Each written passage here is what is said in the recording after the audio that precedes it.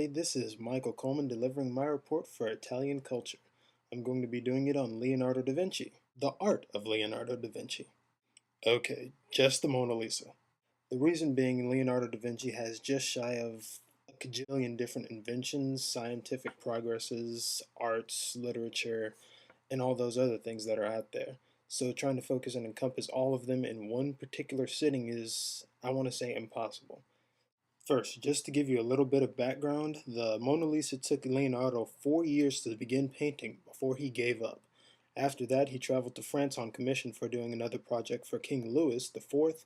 In the meantime, he decided to finish up on his artwork, which took him an additional 3 years shortly before his death in 1519. The painting was actually commissioned by a wealthy silk merchant known as Francesco de Giocondo. No doubt as a direct reference to the generosity of Mr. Giocondo, the painting was actually commissioned after his wife, Lisa de Giocondo, which is where many people think is the actual woman that is in the picture that we see today. Mona Lisa hung thereafter inside of the Palace of Versailles. Then came the French Revolution. You should be able to evaluate that it was no longer held in a palace after that. The painting was thereafter moved into the Louvre, which is still standing in Paris, France today. Now, just hearing that, I bet you are still wondering what makes the Mona Lisa so famous. Actually, it would be another 400 years before anybody even cared about the Mona Lisa. During the 19th century, they had a movement known as the Symbolist movement. Because of the Symbolist movement, people decided that the Mona Lisa was some eternal embodiment of feminine mystique. There are a ton of artistic complexities to the Mona Lisa that go very in depth. Actually, they involve math, but I saved all that for the written version only. It looks better on paper. Next, moving on to what everybody's always talking about. If you haven't guessed already, that is the smile of the Mona Lisa that everybody says is captivating and actually draws you into the painting. One of the primary reasons you're drawn to the smile of the Mona Lisa is not because it's so weird. We're actually conditioned to be drawn into the painting of the Mona Lisa because it's shining light directly down on the face. The face is thus surrounded by other dark parts which draw the attention in one way.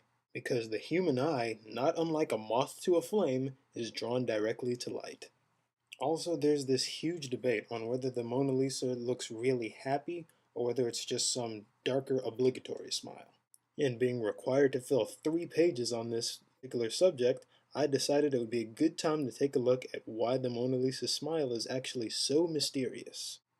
You may not believe this, but the reason is actually really cool, or at least cool to me.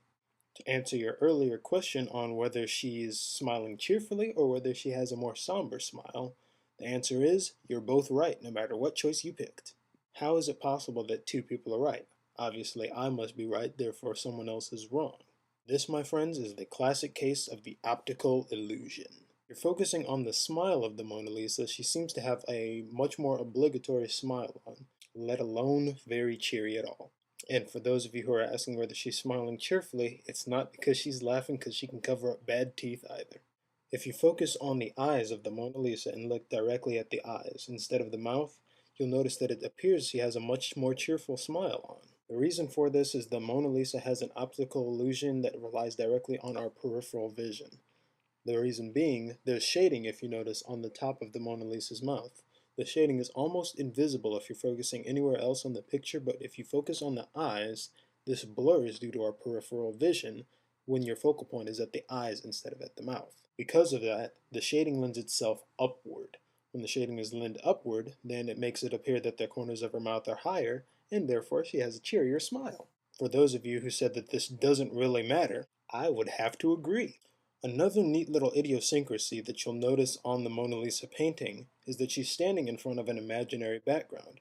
On one side we see glaciers with icy mountains and to water in the backgrounds, and on the other side you'll notice more of a forest type scene. The only other sign of mankind that you even see here is a small path in the back. It's because of this right here that people actually question whether the Mona Lisa is a traditional portrait or not.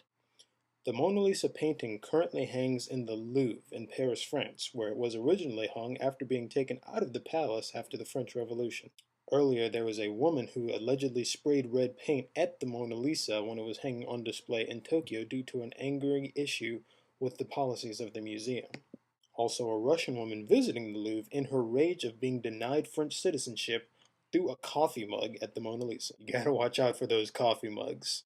Thanks to previous acts of idiocy, the Mona Lisa is now safely enclosed behind bulletproof glass. So there you have it. You know a little bit more about one of the most fascinating pieces of art on Earth. One of Da Vinci's many masterpieces over a long period of time that I most likely will not cover.